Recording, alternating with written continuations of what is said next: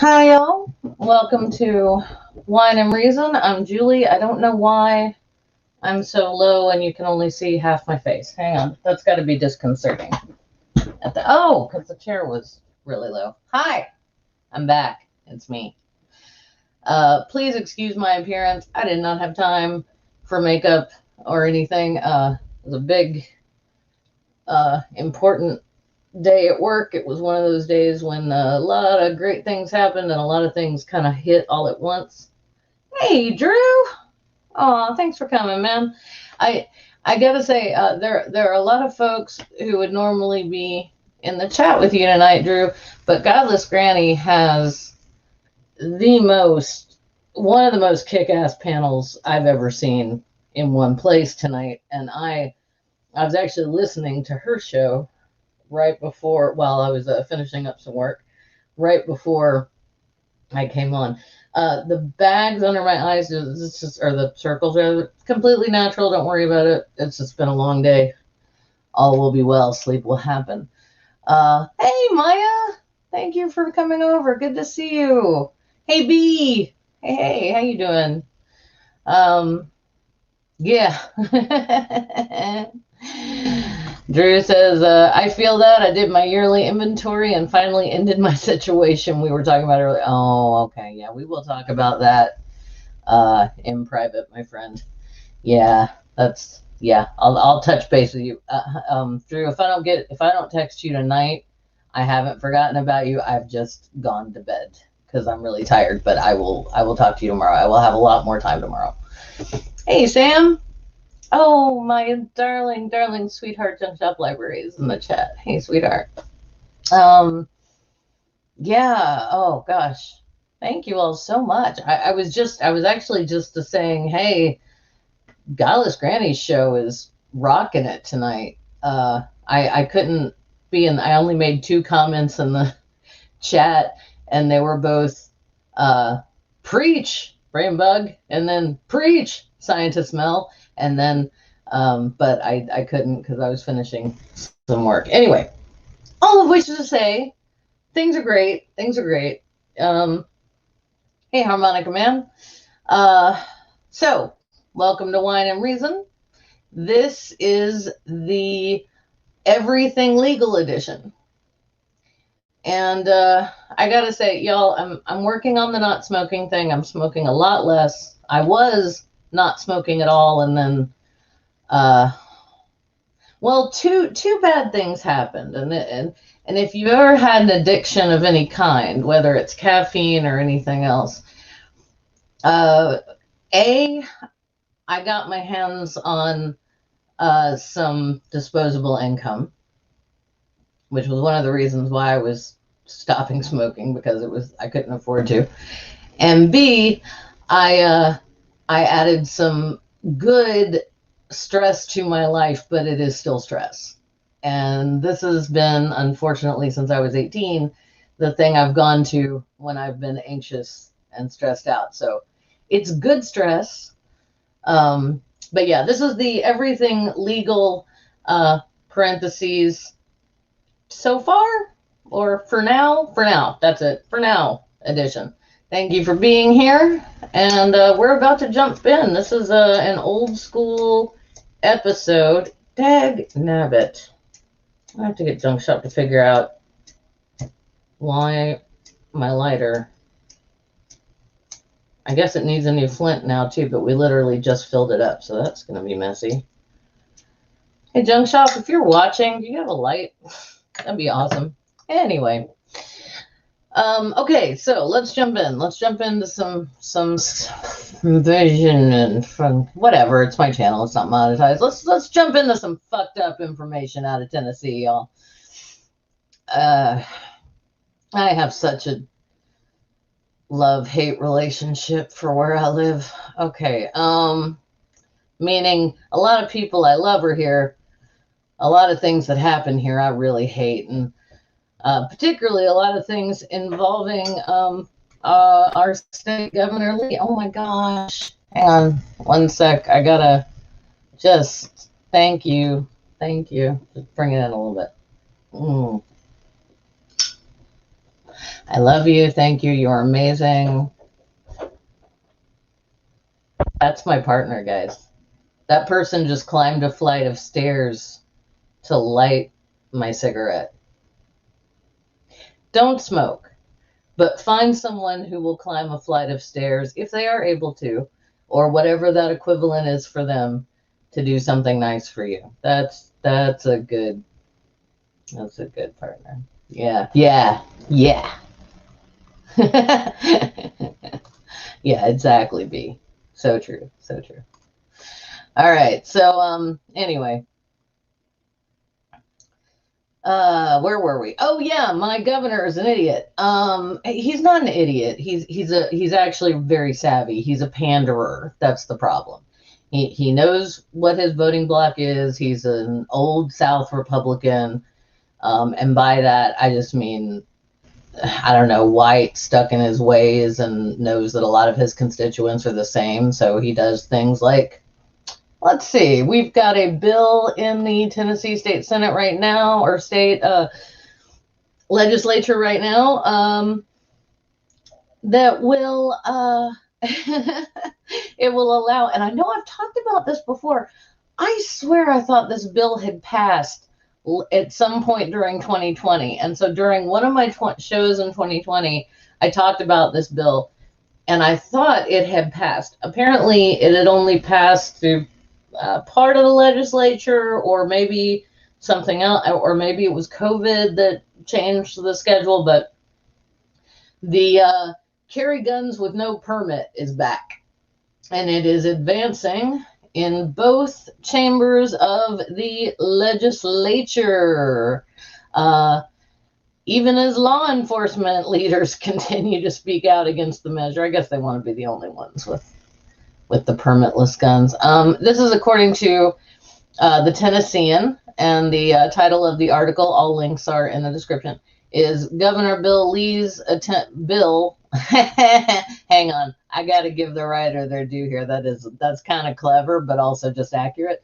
Governor Bill Lee's bill to allow Tennesseans to carry guns without permits advances in legislature. And this is by Natalie Allison, writing in Nashville for the Tennessean, and it was published on March 3rd. All right, so the permitless quote, the permitless carry bill, part of Gov. Bill Lee's legislative package, and dubbed, in quotation marks, constitutional carry. Okay, hold on. Pause, quote. No, I'll finish it. By Republicans promoting the effort, was filed in one form or another in recent years, but has yet to pass the General Assembly. Okay, that's what happened. It didn't pass the General Assembly last year, and I skipped out on that fact. Quote, the legislation would allow for both open and concealed carry of handguns for people 21 and older without a permit, as well as for military members age 18 to 20. Okay, end quote. So here's the issue that I have with this. Okay, so permitless carry. My dad and brother, I've told y'all before, both of my brothers actually, but they're all but my dad and the brother I talk about the most, the one that I'm close with, my dad and he are both VFWs, and they were both Army sharpshooters, or that was the level that they attained before they finished their time in that organization. They both have carry permits, and so I know that every time I see them, every time they're in my home, which hasn't been a lot the last year, but in the before time, every time I went to a grocery store with them, whatever, I knew they were carrying a gun. Now, it wasn't open carry. It was concealed carry. So it didn't make anyone scared. It didn't make anyone nervous. And they would lock it up in the trunks of their cars if they were, at a school or any, a no gun zone, right? Federal building, that kind of thing. Because they do all of their gun activity lawfully, and they don't do a lot of it. My dad has a couple Sorry, I don't want to have to make junk shots climb the stairs again. And my brother, I think, just has the one. So my family is atypical for the area. Like, I've got a lot of friends who have gun safes that are so heavy they can't be stolen. Like, you can actually go, you can walk into it. It's like a safe, but it's a walk-in closet of guns, and that is not unusual here. And again, these are, people I love and trust. I just do not share their enthusiasm for things designed to kill, damn it, siege cities and just kill people. But that is me. I have a thing for knives. I have a thing for swords. I have a real thing for I almost said military, for medieval weaponry. So I'm not saying that I'm better than.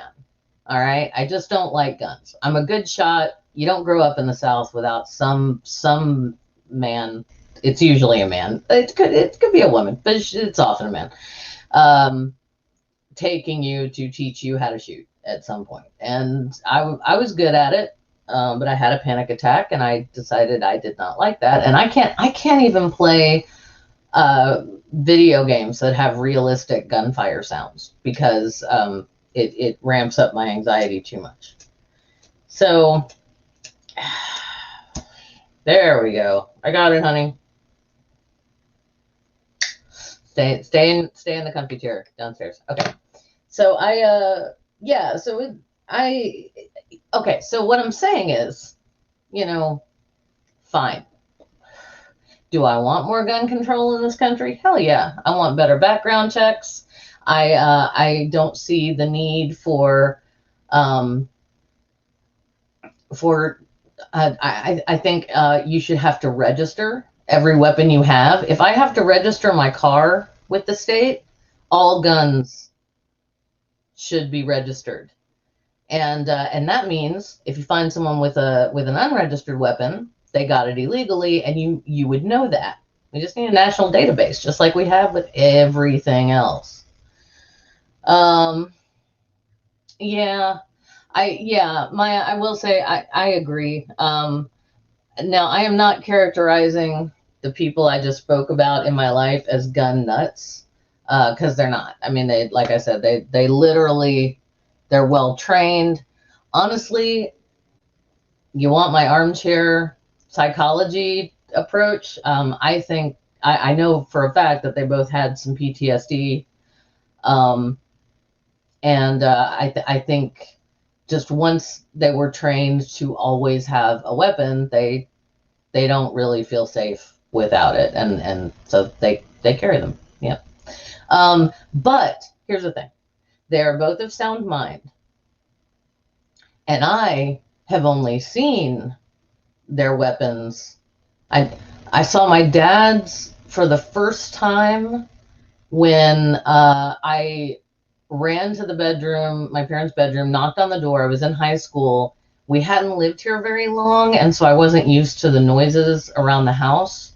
And I heard a weird noise outside that sounded like somebody was trying, to me, or to my imagination, instantly sounded like someone trying to get in a window or the back door. It was kind of a rattly, it was probably a freaking tree branch or something. But that, in my head, that's what it was. So I went and I told Dad, and he said, "All right, back up." And he came out of the bedroom in his pajamas, holding a handgun pointed toward the ground in a crouch, like not a full crouch, but doing the whole making himself smaller and walking sidelong thing, and went to the window and peered out and made sure he could see but wasn't seen. And then he checked everything out, and then he was like, "It's okay, honey, go back to sleep." And then I was like, "Oh, I'm sorry I woke you." And he was like, "No, you hear something that you don't think is right. That's the time to wake me. It's fine."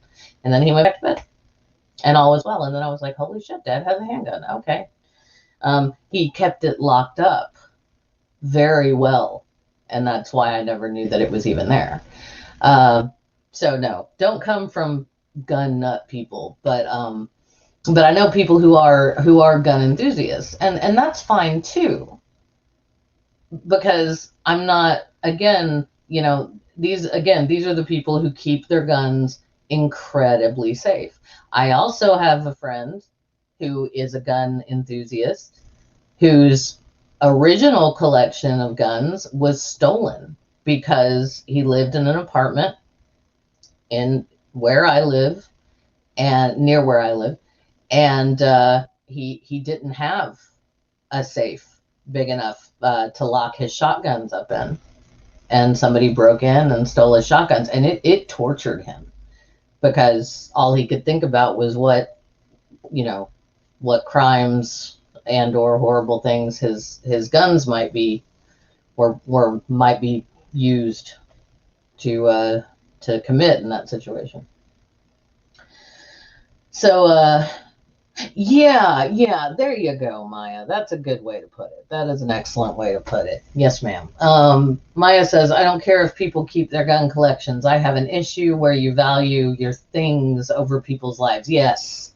My mother gave me a beautiful magnet for the refrigerator once. It said, and I still have it, and it says, love people more than things. It's kind of one of those sentiments that you really shouldn't have to put on a refrigerator magnet.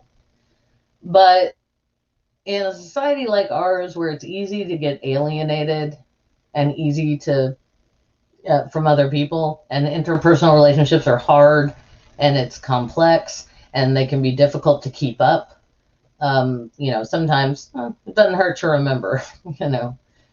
All right, so yeah, so people, and I also live in a place, like I said, personally hate guns, but I'm not going to tell my dad that he shouldn't have his. He's an older gentleman. He has to do all the errands. He has to do everything by himself now because he's my mom's caretaker. So anything that involves, leaving the house, picking up prescriptions, he takes her to all of her doctor's appointments. If it makes him feel safer to wear a vest that has an inner holster in it and nobody even knows it's there. I mean, like I said, I've only seen him pull it once. And it was when his 14-year-old baby girl came up to him scared out of her wits, thinking somebody was breaking into the house. So he's not somebody to do that lightly. I did recently find out through my partner that he can do that weird army trick, and he is very safe when he cleans his guns. He checks the chamber every time, even if he knows it hasn't been, even if he thinks, this is how he used to express it to me. I never saw him clean them, but he said whenever he would talk about guns, he would say, never forget that there's probably a bullet in the chamber, even if you are certain there's not, always check. And so he was cleaning his handgun one day when Joel happened to be over there and I wasn't. And apparently they carried on an entire conversation where my dad didn't break eye contact the entire time. He took his gun apart, cleaned it, and then put it back together.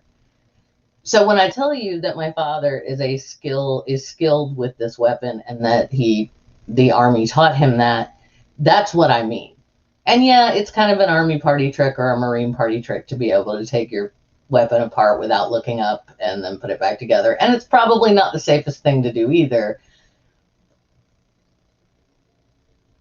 Yeah, but it made me smile. That made me feel bad. Anyway, okay, so another thing about where I live. There's a lot of poor people. We have people here who hunt and fish as a main way of literally putting food on their table. That happens. That is a thing that happens. So, so yeah, you need a rifle. I'm not talking about an AK or any of that nonsense. I don't see why any individual would need one of those. Yeah, a lot of people here have shotguns for hunting, and that's all they use them for, as far as I know. I mean, that's not all, you know what I mean. Anyway, so I'm not looking to take that away from, especially since we do have an out of control deer population here. And if we didn't have hunters in this area, I mean, They literally like graze in a meadow across the street from the office I used to work at. Like they're everywhere. And so it's and that is part like urban in sprawl into their areas, but also, you know, they're just here. Like Lyme's disease, spotted mountain, whatever. I didn't prepare to talk about this, and I've been going on for too long about it. Anyway, let's go back to the legislation. So I was talking about responsible gun ownership, which I wouldn't want for me, but I'm not going to tell somebody else coming out of the culture I come out of, because it's just it's a damn near impossible argument. You know, I can show them all the stats in the world about how they're more likely to shoot someone they live with and love than they are an intruder, about how they're more likely to, you know, all that stuff. How stupid it is to hunt while drunk, which just seems to be a thing, just a practice. Yeah. So yeah, I don't know, man. It's a thing. And then I do have a brother I'm not as close with to go to a conversation happening in the chat right now, who lives in Alaska, and everyone there, that's an open carry state. You can just walk around with your gun on your hip or out or whatever. And the reason for that is, yes, wildlife. They not only have some big scary wildlife that can be dangerous to people, but they have things like packs of feral dogs. You know how we have a feral cat problem in my city? The cats don't gang up and sometimes take children into the woods. That happens there. It has been known to happen there. Been documented to happen. So yeah. Oh, I want to say Rocky Mountain spotted fever, but now I think I'm thinking of completely the wrong thing. B, I'm sorry. We've got that tick that that if it bites you, its saliva carries an antigen or a protein or something. Anyway, biology, don't know it. That makes you allergic to red meat. And you know, so you have to go like a year without reading red meat. Hey, Jasper. Hey, y'all. My ungodson's in the house. Everybody say hi. Hey, and I did get your message. Yeah.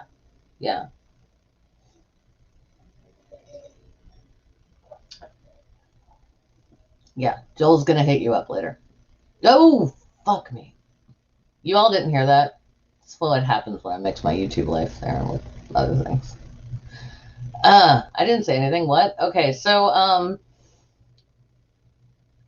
yeah, so this whole thing about, this will allow for both open and concealed carrying of handguns. That part really scares me, because I don't like, I mean, just, I see enough of that anyway. I see people walking around with a gun just like sticking out of their jeans, and it's like, okay, come on, really? Also, you might shoot your parts off. Okay, but this phrase constitutional carry is bothersome and problematic. What they're trying to do is incite that red-blooded, America, almost libertarian, you know, he's trying to hit that audience. That's what that bit of propaganda is. But all that refers to is the amendment, right? In order to maintain a well-armed militia, et cetera, et cetera. Thing is, we don't have militias anymore, because we have a gigantic military that gets so much money. We have people graduating from high school who can barely read, because the public education budget is like that. And there's a great graph. I gotta find this if I'm gonna keep referring to it. There's a great graph somewhere where someone did the budget for that year in Oreos, and they were like, if we just take 2 Oreos, just 2, from the giant stack that was the military Oreos, just 2 of these, and put them into one into education and one into funding some other social safety net, those problems are pretty much fixed. And it was like, okay, that's awesome. And I'm not being insulting to servicemen and women and people there. That is not my point. My point, we have an all-volunteer military now, which is amazing. There are people who want to be there. That is great. It's not their fault how the money gets spent or doesn't get spent. They don't make the budget. That's not their job. Okay. All right. So that's messed up. Billy's being a bit of a thing there. So here's another one. This one, oh y'all, this one really burned my biscuits. So I'm gonna get away from the gun thing. It's gaining traction, permitless, open, constitutional carry. It's propaganda. But propaganda leads us nicely into our next point tonight, which is an abortion bill. Okay, so this is a proposed abortion bill that would give I'm sorry, it's gonna be, you know what, I'll just read the headline. Okay, this is from ABC News. All right, so there's an abortion bill giving I should say fathers. Who writes your headlines, people? Fathers' right to prevent abortion advances. Okay, the bill advances in Tennessee legislature. Okay, so basically Senate Bill 494 and House Bill 1079. So a person may petition a court with jurisdiction over domestic relations matters to request an injunction to prohibit a woman from getting an abortion. End quote. So basically what that's saying, and here's the fun part, y'all. The person claiming to be the baby daddy doesn't even have to provide proof of that. No paternity test required. He can just stand up and say, I inseminated that woman and I don't believe in abortion, so I'm going to file this here injunction. And then she might be forced to carry a fetus to develop into a viable infant and then give birth to it all against her will. Hi, Robert X. We're talking American crazy. How's Germany? Because I think it's better right now than here. Oh, Betischen, Jasper, you're very welcome. You're welcome anytime. Yeah, exactly, Drew. Yeah, as I've read several articles about this, and yes, any man can just say, "I am Spartacus," and his way of controlling a woman's body. Yes, and here's the thing, y'all. We don't know how this is going to play out, right? Because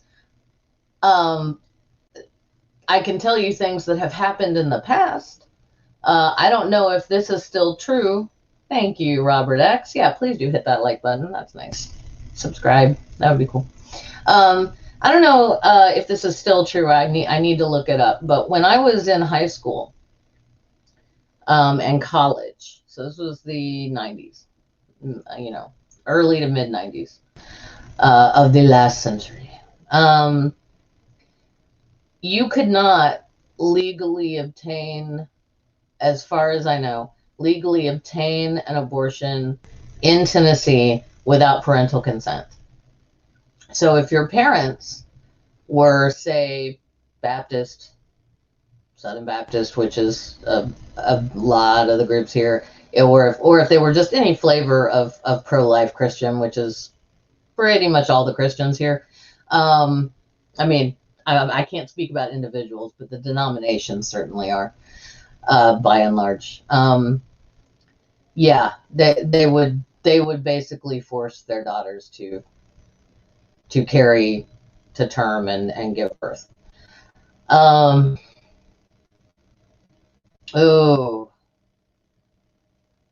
yeah, it's bad. So yeah, so no, so now an injunction is one thing.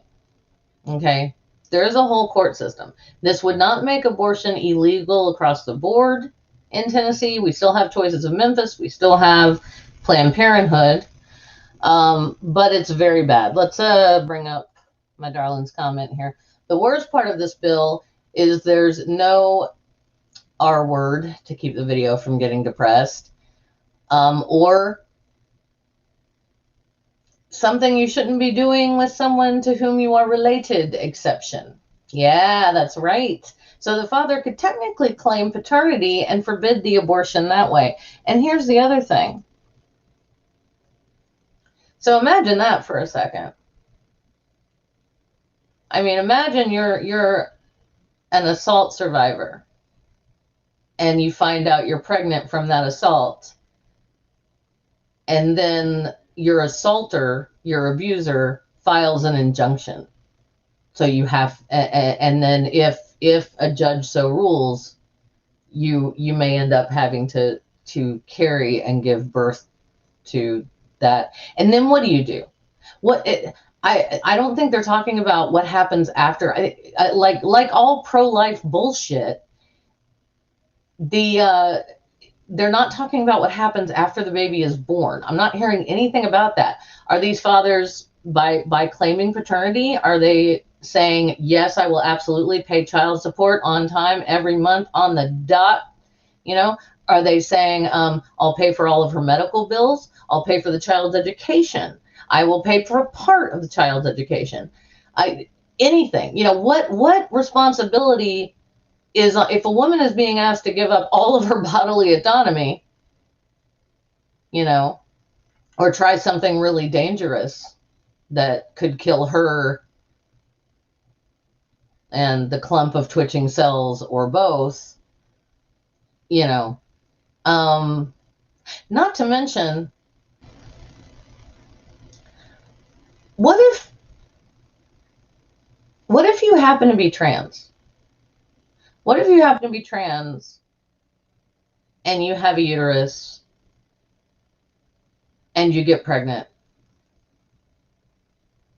and then the person who got you pregnant says, no, I don't believe in abortion? I don't know why someone who would believe that is sleeping with a trans woman, but I'm sorry, a trans man, pardon me. It could happen, right? Or something else even worse. Like I said, like an assault. That's even worse, but that happens. That actually happens way too much, unfortunately. So can you imagine I can't even imagine the dysphoria that would cause. I mean, I have to imagine dysphoria anyway, because I'm cis, but like, I can't even imagine.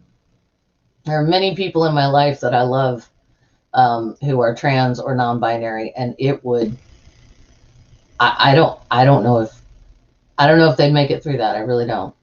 It's some I mean, I don't want to speak to that. I'm just saying it would be devastating. It would be devastating. Let's just leave it at that. Sorry. I always go to the worst possible scenario in my head. Okay, so fun, right? And here's another question. Since there's no exception for assault or for the other thing, the only legal form of the other thing in my state, and yeah, there is one, you can legally marry your first cousin here. And isn't that awesome? The year Junk Shop and I got married, it was legal to marry your first cousin in Tennessee, and it would have been illegal for us to get married if we had both been born with male parts or both been born with female sexual organs. Like, that's, yeah.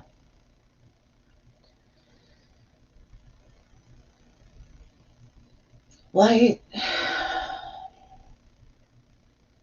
Sometimes I wonder why I live here. Okay, so So, what else? What else? What else?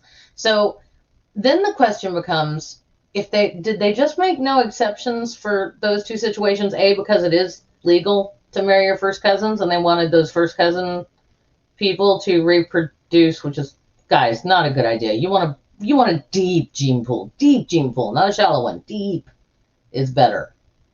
Get smarter, more stable in general, and in general, better looking people. So just saying.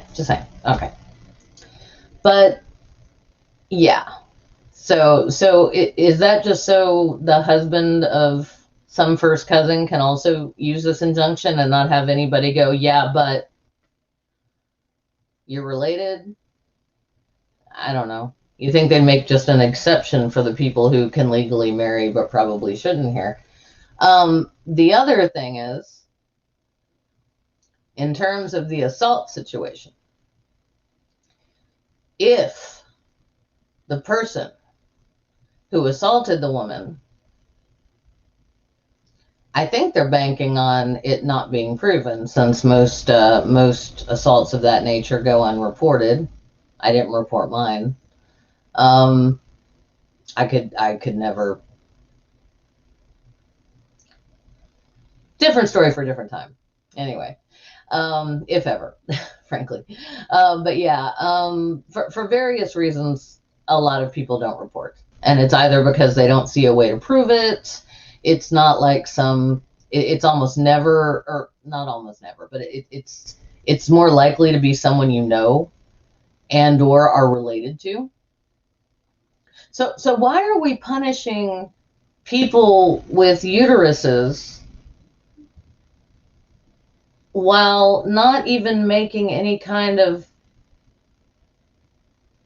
thing for people who abuse people with uteruses, and this whole a baby daddy can object and file a legal injunction if this bill passes?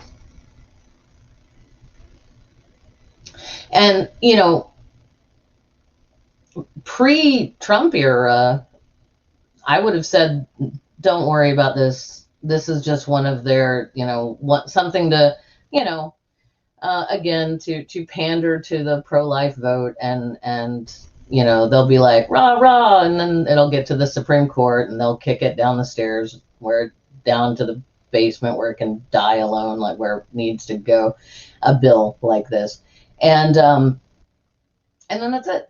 That would be the end of it, but, and they could say, well, we tried to do what Jesus wanted. But also, other question that I'm sure you all have come to in the chat at some point now is, if it is a case of assault and the person stands up and says, that's my baby, then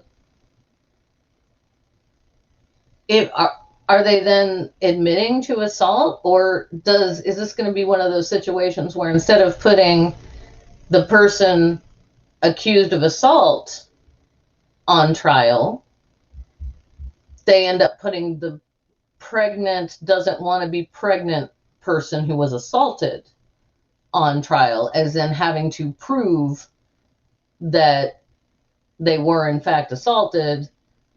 But even then, just so the guy saying, but no, I'm a good Christian pro-life person, that's why I'm filing the injunction. It was completely consensual. I mean, because otherwise, if they stand up and try to go for this and they get convicted of assault, they're going away.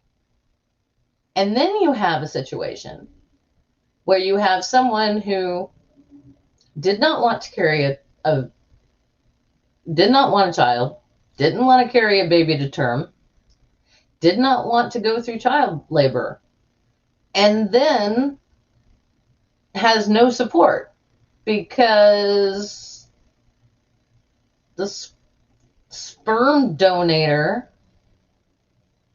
not even donator, because they're, at least that's a decent thing. That's a nice thing somebody can do. Go to a sperm bank, rub one out, help a childless couple have a baby who wants one. But like the person who who got them into that situation would then be in prison. And then when they got out, they'd be a registered sex offender. They can't be around kids. Or can they if they're their own kids? What is happening? Where am I? When am I? This is bonkers, right? Does this sound bonkers to anyone else? How is this even possible? And how are we ever, it's a freaking miracle there's any bodily autonomy at all in Tennessee. If these are the kinds of bills that are getting proposed again and again and again, and this year, after and during one of the worst times that we've all collectively been through. We've lost over 500,000 Americans to coronavirus, y'all. And now they're doing this. And you know what happens. We know what happens when women and people who don't want to be pregnant and are desperate and can't get legal, safe medical care, they'll go underground for it if they have to. That's why you might have been seeing a lot of coat hanger imagery and we will never go back imagery and things like that around. Good night. Yeah, just to clarify, this is just at the state level, and a lot of red states are putting forth anti-abortion legislation right now because basically they're trying to go for Roe v. Wade, but they have to at least try. Thank you, Harmonica Man. Yes, it is. Oh, hey, Cadence. My state is insane. That's what you missed. My state wants to pass a bill in both the House and in both parts of the state legislature that will allow for they're calling them fathers for a man who has gotten someone pregnant, if that someone chooses to exercise her legal right or their legal right or his legal right to get an abortion, the man can file a legal injunction against that person simply by stating, I'm the father and I want to file an injunction against this medical procedure because I don't agree with it. And there's no exception for assault or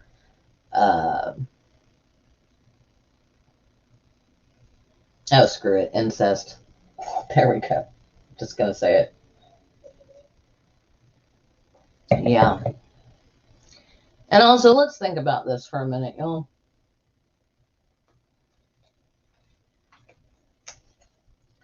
I didn't see anything about age on this bill either. So what if you're a minor? I need a freaking lawyer to talk about this stuff with. Hey, Junie the apostate. Cadence. Yeah. I fully agree, my friend. I fully agree, and it's abhorrent and evil. I can't even. What's this about low birth rates now? If they care about lives, alive them make up. Wait, what?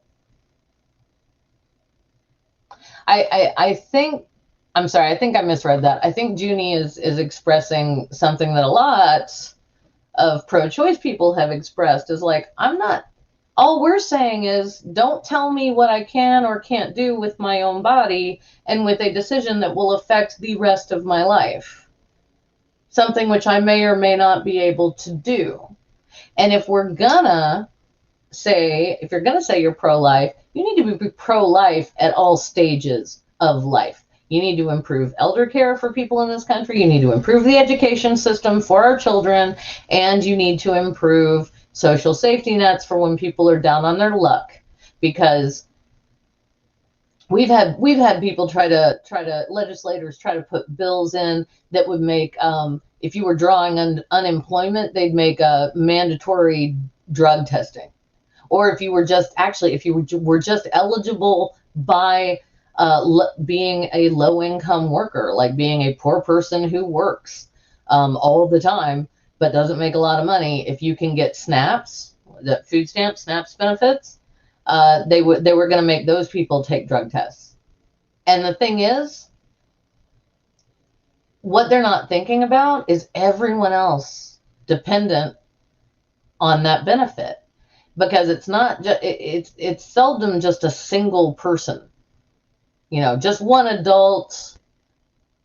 And let's keep in mind, in my state, weed is still a class whatever drug, so I mean, not talking about that. Even like if you failed a drug test, that's what they wanted. They were like, okay, well, we'll take your SNAPS benefits away. Okay, well, is that fair to your 6-year-old who's going to go hungry, who's not smoked any weed or done any drugs?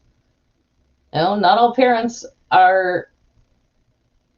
And even if their parents aren't perfect, even if their parents are doing scary drugs and it's kind of it's a bad situation, again, you're punishing the child for the sins of the parent, or the transgressions of the parent. I would rather put it that way.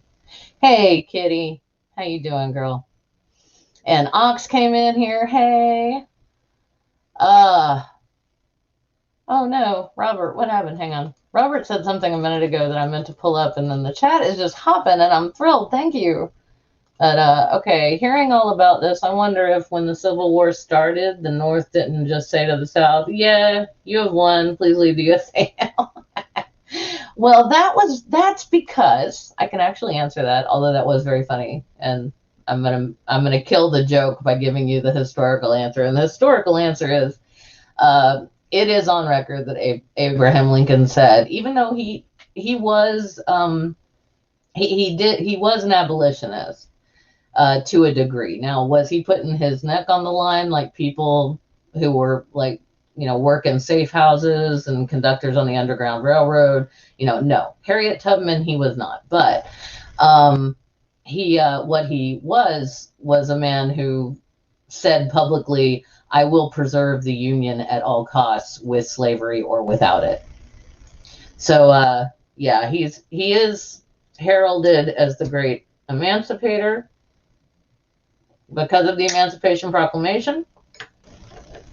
And I am so glad that the North won that war, because it ended chattel slavery in the U.S. pretty much. Took a little longer in some places than others. There's a lot of stories, a lot of weird stories, and it's been a fight for equality ever since for people of color in this country. They know that better than I do. Way better. But he, no, it's the reason we just didn't, or I say we, the reason the North didn't just let the South secede was because, the economies were intertwined, right? All the production was up here in the North. The industrial shit up here, up there. I'm in Tennessee. I'm not in the North. Tennessee was one of the first state to secede. I think so. Anyway, if it wasn't the first, it's either like the first or the last. There's like, it's got a standout number. Junk Shop probably knows. You get to a point in the South, unless you are really into the Civil War, you get to a point where you get kind of sick of it in school, because people are either lying to you about it, like they're doing the whole, it was about states' rights and not slavery. And I'm like, well, every single state that seceded from the Union said in their secession statement that it was because of slavery. So you're wrong.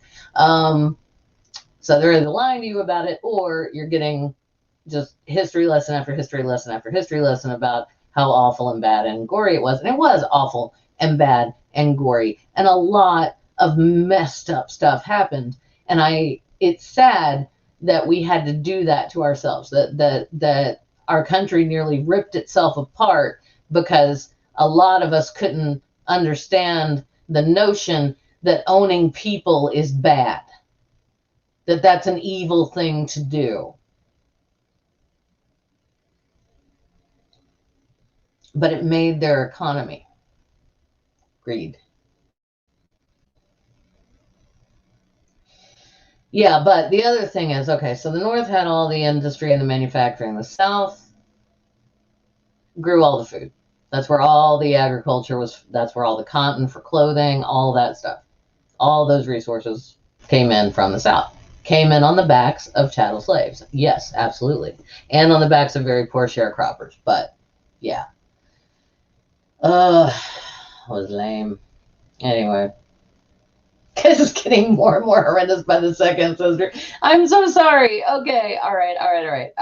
I talked about the two sad things. I wanna share something kind of cool with you. I got the image that for the thumbnail for this video from a blog that and again it's in the description. This is gonna look weird at first. This is called Kate. That's KAIT''S propaganda analysis. And it starts with pro-choice propaganda. So you might look at this, and if you're a left-leaning Southerner like me, you're gonna go, or a left-leaning anything, or just if you're Robert, normal for where you are, you're gonna look at that and go, what? But what this is starts out with basically this person on November 6th of 2016 wrote what amounts to a paper with cited sources that's actually really good about the use of propaganda and how everyone uses it. And it's true, we do. I mean, if you've ever seen a T-shirt with a wire coat hanger with a circle and a red circle and a red line through it, that is an anti-pro-life, pro-choice T-shirt. It's a keep abortion legal because abortion is healthcare. It's healthcare for women. It's healthcare for people with uteruses, regardless of what your gender is. Don't smoke. It's stupid, and then it's really annoying when your lighter doesn't work. Okay.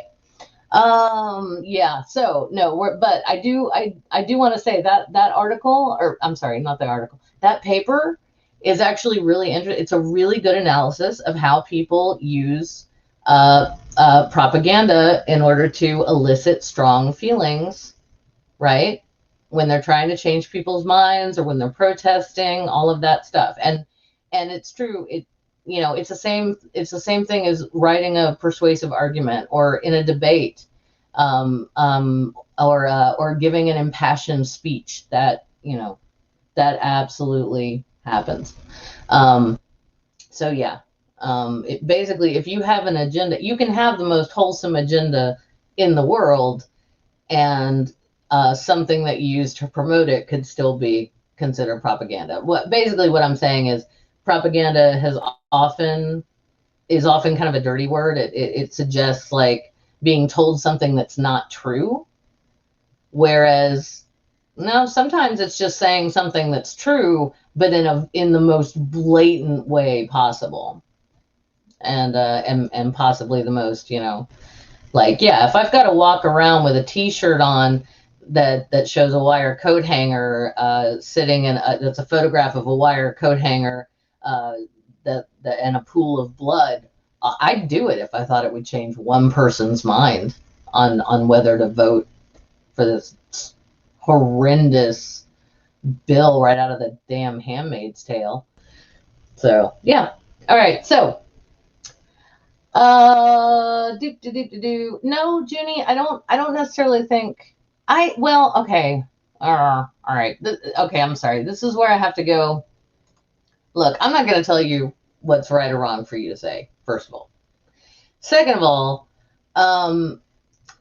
living where I live and with the history that the South has, yada, yada, yada, disclaimer. Basically, I'm really fucking white, and I would not say that to anyone. I wouldn't say it to another white person, and I certainly would not suggest that to to a black person, in that, whose feelings I did not want to seriously hurt or make them feel small, or because no, it's not. It's not the same. Um, and now I will say that when you're being paid less than a living wage and you're doing drudgery, it can kind of feel like that. And it can feel like you're wasting your life, you're wasting your time, you're wasting the only moment that we think we have, that we know, I'm sorry, know for sure that we have, this life right now, right here in the real world. That's all we've got that we know for sure of. So, yeah, I remember resenting hours of wasted time just to make $200 in 2 weeks. That was rough. That was rough. Luckily, I was young. I didn't, I don't know. Honestly, my parents bought a lot of our groceries. I think that's how I made that work. I was blessed with. I have very supportive parents who are good people, and who love me a lot, despite the fact that I'm problematic. Okay, so so there's that. But no, I don't think it's fair to say it's the same, because when I first started working, minimum wage was $4.15 an hour. When I was 17. Oh, I'm sorry, no, it was 4.05. It went up to 4.15 at one point. Yeah, $4.05 an hour. That wasn't a big deal at the time because I was in high school. I basically just needed money to put gas in my car. Gas was not as expensive as it is now, not by a long shot. And money. I needed money to do stuff with my friends, like to go to the movies, hang out at a coffee shop for hours, whatever we were doing. That's what I needed money for. I didn't have bills yet, and then college happened, and so I would work all summer. I would work for 3 months, and by this time, minimum wage was up to, I think, $5.10 an hour, maybe. And I was able to save up usually around $600 in those 3 months, and that was my food money for the semester at school. Everything else was like scholarships, loans, stuff like that. Some help with from my parents, and then that was that $600. That was my food money, walking around money, that kind of thing. And so there were some times when that got tight. What was rough was after I graduated and still couldn't find work that paid more than that. And also I had rent and I had bills, and I was working.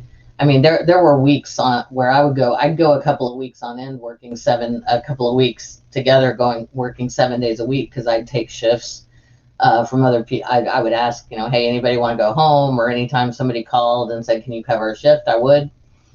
And that wears on you. That wears on your spirit. It wore on mine. It wore on my mental health. It wasn't good for me. But at the end of the day, no matter how gross that job was, no matter how many weird people made, or not weird, I like weird, but no matter how many unsolicited passes were made at me, no matter how many times I had to grit my teeth and smile at someone who was really, really annoying or awful, I got to go home at the end of it. And I got to be in my little apartment, with whoever I was with at the time, and we got to do our own thing. And at the end of the day, I had money that I had earned that was mine, and I didn't have a lot of it, but whatever was left over after all the bills were paid, I could do what I wanted with. And that's not slavery. Chattel slavery is cradle to grave. Most likely you are going to be owned by other human beings. And the penalties for lots of things were terrible. Y'all know about whippings. In a lot of states, if a slave hurt a white person, whether by accident or on purpose, and I mean injured, the penalty for that was usually death. There were other penalties that involved maiming. There were certainly if you were a slave inside the house, if you aren't free, you can't give consent. And even if you can, you also can't say no. You know what I mean? That's why Thomas Jefferson ended up selling some of his own children. You watch Hamilton, and there's that line where he says, "Sally, haven't even put my bag down yet. Sally, would you be a lamb?" Yeah, there's a reason they use the name Sally. That's actually based on an actual woman.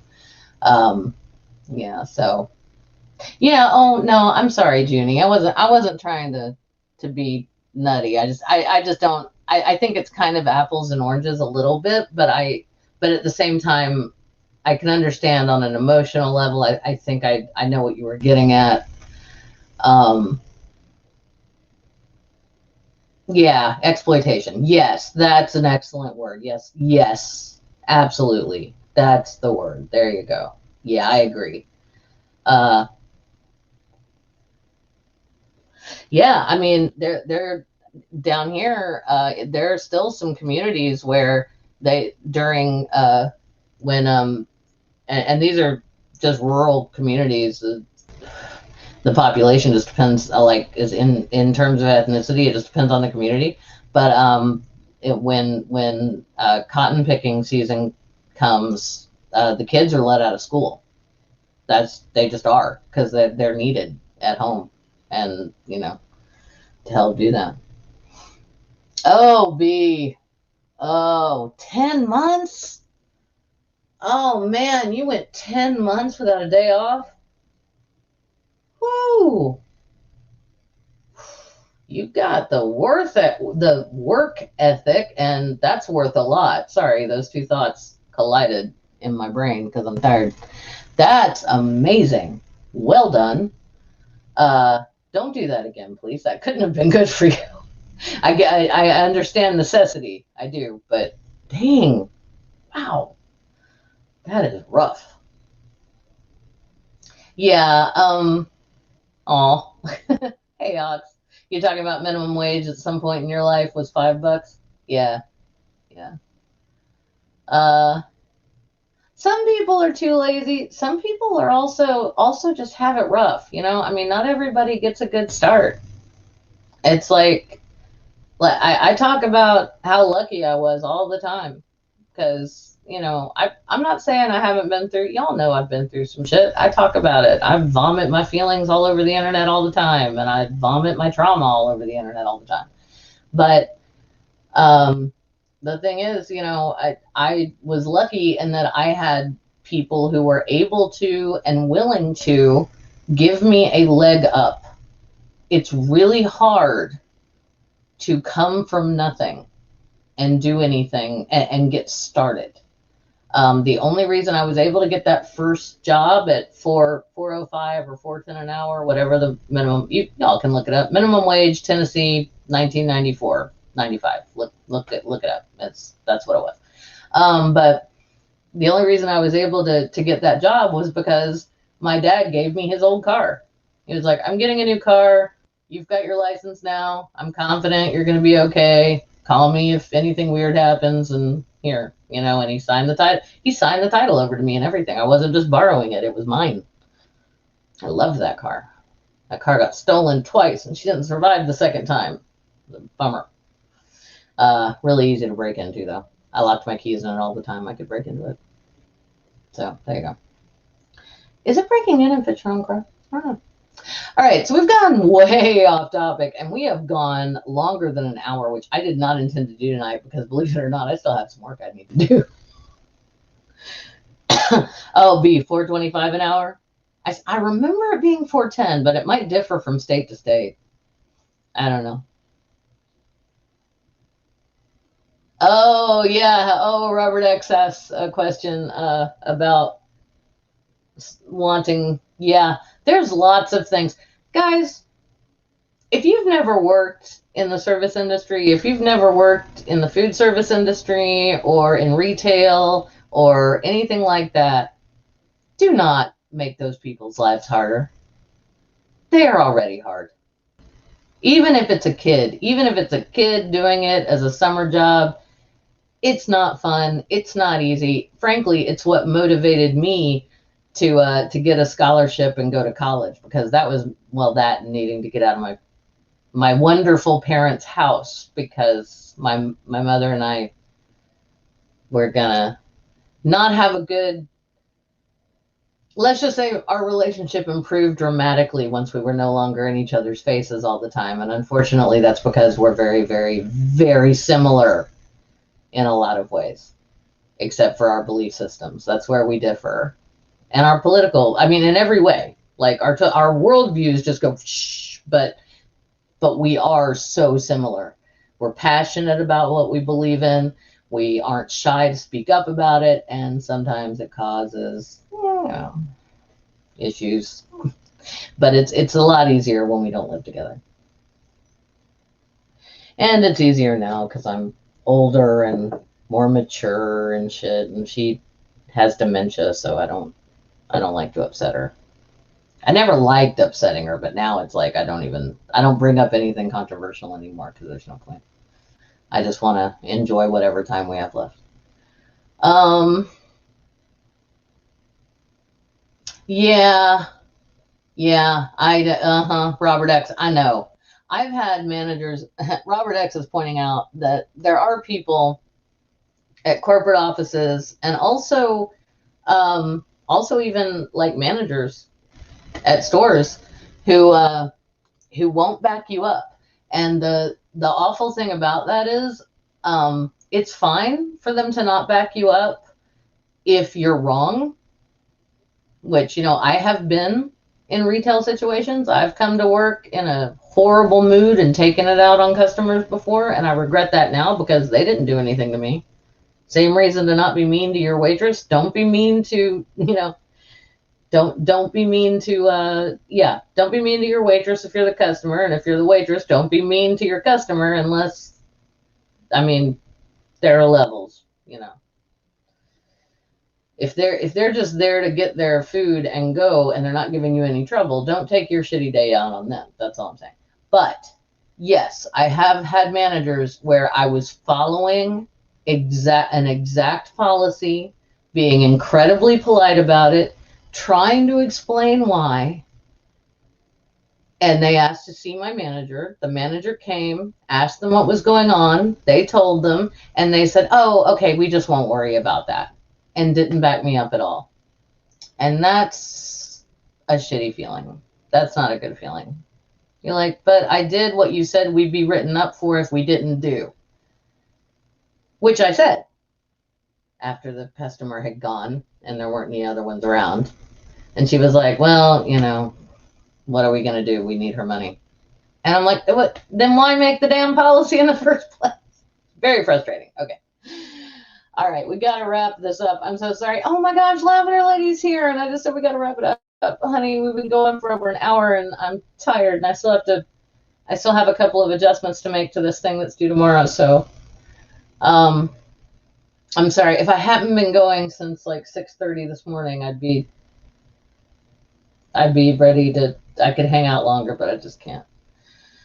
I don't know what Junie, I don't know. I don't see what the problem is, honestly. I think people feel like, because I believe we have shown that the numbers shake out just fine.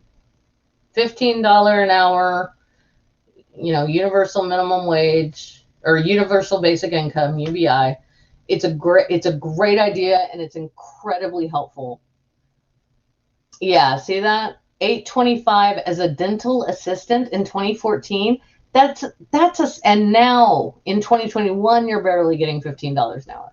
And that is a skilled position, a dental assistant. That's not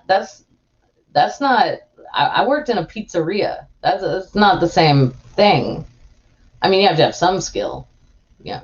You got to be really careful when you're cleaning the meat slicer, for one, but just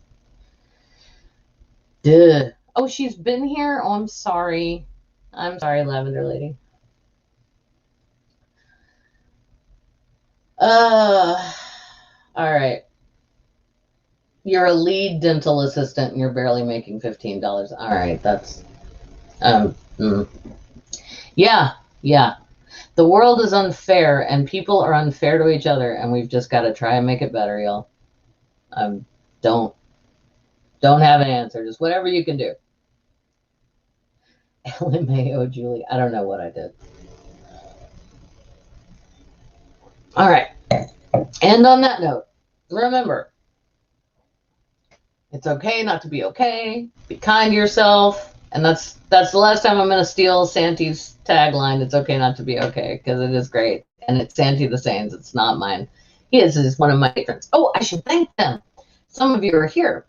Okay, so deepest thanks to my patrons, the Lone Wanderer, a bit of tea and Danish, who I hope is not here because it's way late, where she is. Captain Timothy the Bold, Mark Caesar, Santi the Sane, Microraptor, Ox, hello, and who is here, Godless Granny, the Lavender Lady, who is here, Junie the Apostate, who is here, and PJ Smith. If you're here and I didn't see you, I'm sorry. And to the rest of you who were here, thank you so much. Thanks for coming. I hope you enjoyed the discussion. I hope it didn't bring you down too much. Oh, Kitty the Atheist, hugs to you too. Hugs to everybody. No. Sorry, I saw something random in the chat and I was about to say only if it's consensual. But I'm not sure what the context was there, so I'm not going to comment. All right, so yeah, just be good to yourselves. In the stigma, I can't steal that one. Love you, honey. It's more like sharing. And on that note, remember, we love you too, B. We love all y'all.